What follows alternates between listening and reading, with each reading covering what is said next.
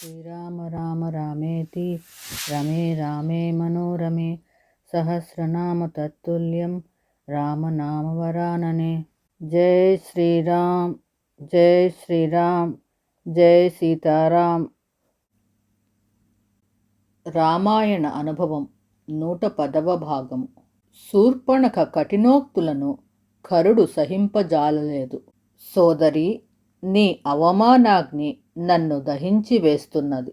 నాలో క్రోధము సముద్రము వలె పొంగిపోతున్నది. రాముడు ఒక మానవ మాత్రుడు. క్షణంలో ఆయనను వధిస్తాను. ఆయన రక్తాన్ని నీవు తృప్తిగా త్రాగగలవు అని ఆమెను సంతుష్టురాలిని చేశాడు.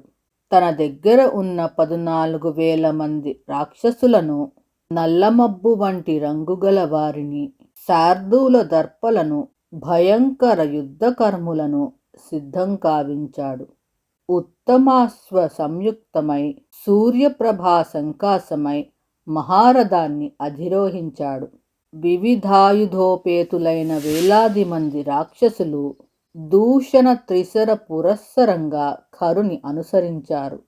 కరునికి, అతని రాక్షస బలాలకు అనేక అపశకునాలు అగుపించాయి. మేఘాలు రక్తమును వర్షించాయి. రథాశ్వాలు పడిపోయాయి. గద్దలు కరుని ధ్వజంపై వాలాయి. మృగపక్షులు భైరవంగా అరిచాయి. అంతటా అంధకారము ఆవరించింది. నక్కలు వికృతంగా కూశాయి. రాత్రి రాకుండానే ఆకాశం నుండి నక్షత్రాలు రాలసాగాయి. కరునికి శిరోవేదన మొదలైంది. ఎడమ భుజము అదిరింది. ఆయన కన్నులు కన్నీటితో నిండాయి. అయినా కరుడు చలింపలేదు. సైన్యానికి ధైర్యాన్ని నూరిపోశాడు. వీరులారా, దుర్బలుల వలె ఈ అపశకునాలకు మనము బెదిరిపోకూడదు. నేను నా తీక్ష్ణ బాణాలతో ఆకాశం నుండి చుక్కలను రాలేట్లు చేస్తాను. యముని మృత్యుముఖుని కావిస్తాను. రామలక్ష్మణులిద్దరిని యుద్ధరంగంలో సంహరింపక వెనుదిరగను. నిజం చెబుతున్నాను, ఇంతవరకు నాకు యుద్ధంలో పరాజయమే కలుగలేదు.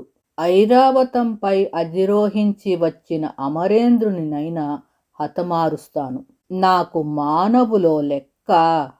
కరుని శూరవాక్యాలు విన్న రాక్షస సైన్యము మళ్ళీ విజృంభించింది. రామాశ్రమం వైపు పరుగులెత్తింది.